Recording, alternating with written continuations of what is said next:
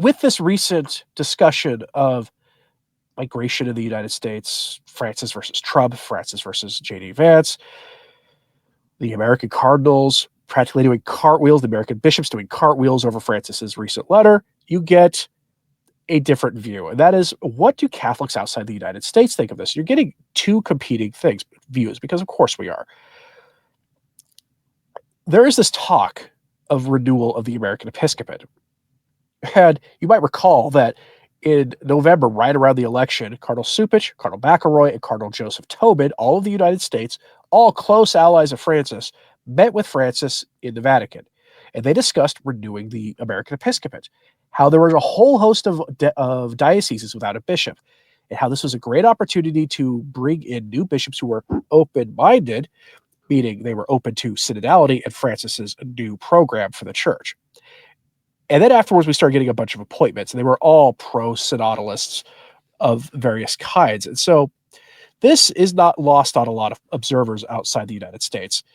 The first of these articles that is worth looking at both of these come from Info Vaticana. And the first one, with this absurd headline, Pope accelerates renewal of episcopate in the United States. Renewal is a strong word to describe what he's doing. What he's doing is not renewal. It's something else entirely. This is remaking the episcopate in the United States in the image and likeness of Francis. That is what's going on here. This is not a renewal in any honest way of describing such a thing. This is making the American bishops, who have the reputation around the world of being more conservative than virtually all the rest of them, more in line with Rome. Remember, there has been talk of possibly schism in the West. There had been talk about that. People thought the American church was going to go split off from Rome, which is absurd. That was never going to happen. But that's because the American bishops were more conservative than almost anywhere else. So here's the point of this from outsiders watching this debate about migration and Trump Vance versus Francis. The article, quote, "The most notable appointment is that of the new Archbishop of Cincinnati, where Bishop Dennis M. Schnurr, who had been facing health problems for more than a year, has been replaced by an auxiliary bishop from Chicago, the Diocese of Cardinal Blaise Cupich. Bishop Dennis M. Schnurr, now Archbishop Emeritus of Cincinnati, came into the spotlight last October when he decided to break with the Girl Scouts in his diocese for contributing to, quote, normalizing a ideology of the flesh contrary to Catholic conception. The Holy Father has accepted the resignation of Monsignor Dennis M. Schnurr, who has been suffering from cancer for a year and a few days ago suffered a fall that required surgery. His replacement will be Monsignor Robert G. Casey, currently Auxiliary Bishop of Chicago. This appointment reinforces the growing influence of Cardinal Cupich, considered one of the prelates closest to the line of Francis in the American Church. Bishop Casey, 57, has spent his entire pastoral career in Chicago, with strong ties to the Hispanic community, having directed the Casa Jesus program for the formation of Latino seminarians. His appointment seems to align with the profile of bishops promoted by the Pope in the United States. Pastoral figures with experience in accompanying diverse communities and without a markedly ideological focus. And this is where I call nonsense. Because the new archbishop here, the new archbishop is decidedly ideological. That's the whole point of that pick. He was a statement choice. He's focused on migration. That is what he was focused on. That's why he was given that appointment. And it can't be overlooked that he's from Cincinnati, where J.D. Vance is from. That's probably not a coincidence, I don't think. He was like the perfect fit for that diocese. Now you get something a little bit more down to earth, I think. See, the others are asking a basic question. See, Cardinal Cupich was mentioned in that previous piece, and Cupich has said, like Francis in that rather dumb letter Francis published, that migration is now the preeminent issue in America.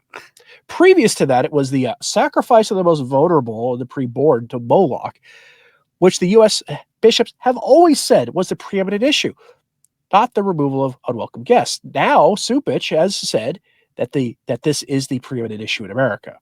Cardinal Cupich has been trying to move the church in America away from condemning politicians who support that satanic medical process, and he's getting his way. Cardinal McElroy has helped him on that.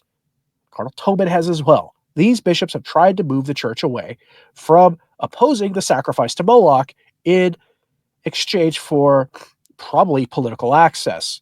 Honestly, that's what's usually going on. There's a big void in the church in America right now among bishops with access to politicians after the whole McCarrick kerfuffle happened a few years ago.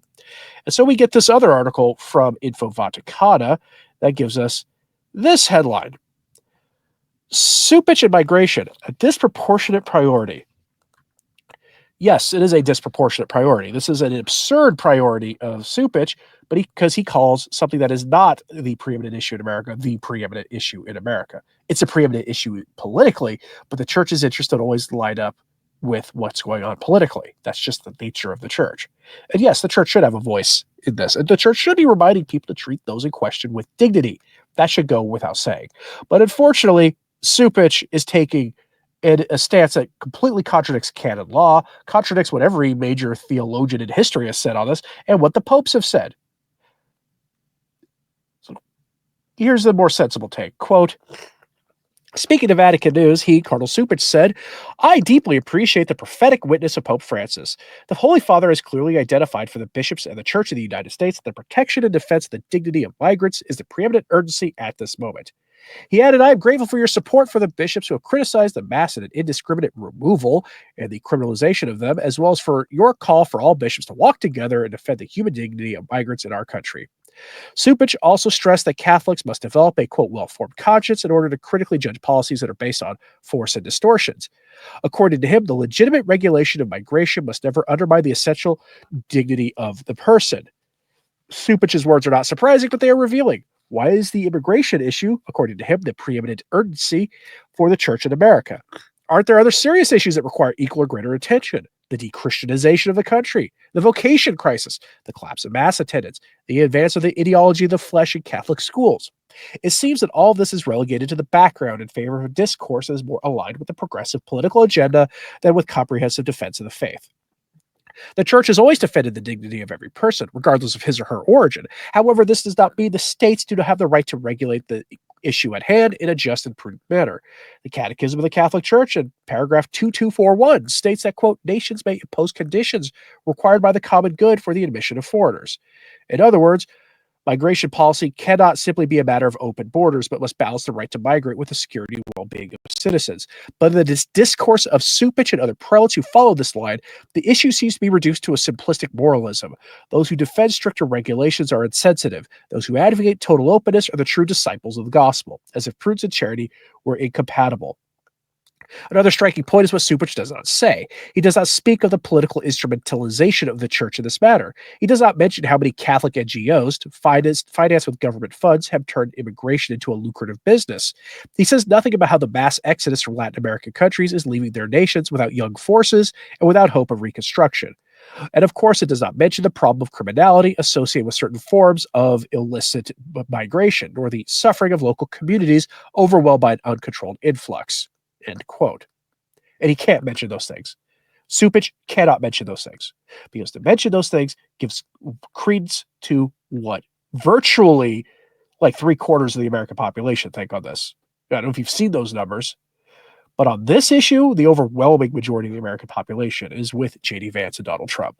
I'm curious what you have to say about this. Let me know what you think about this issue and how this is being broadcast now by Catholic media and by the bishops, because the bishops are practically unified. You've had like one bishop, Bishop Naumann, be the only one who came out and said, hey, yeah, the government's not in the wrong on this. Yeah, you need to worry about dignity of those affected, but they're not in the wrong on this. So let me know what you think about this in the comments, please. And make sure, if you haven't, hit like and subscribe. It does greatly help. And once again, if you've ever thought about supporting the work of Return to Tradition, it does greatly help keep these daily messages coming. Options in the description box below, or that join button right below the screen. It does help keep these daily messages coming. As always, pray for the church. I'm Anthony Stine. Ave Maria.